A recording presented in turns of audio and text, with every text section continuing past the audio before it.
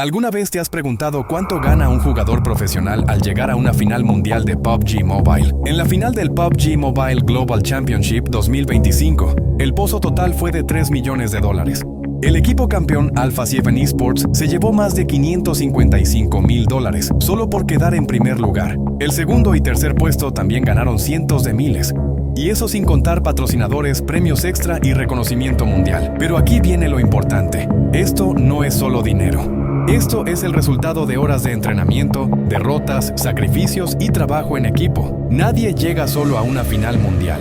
Si tú juegas con tu clan, con tu escuadra o con ese amigo que siempre confía en ti, compárteles este video, porque los sueños grandes se construyen en equipo. Dale like, comparte con tu mejor amigo gamer y sigue a Chato Reflex 7 Gamer. Soy Chato AG y aquí hablamos de gaming, esfuerzo y mentalidad ganadora.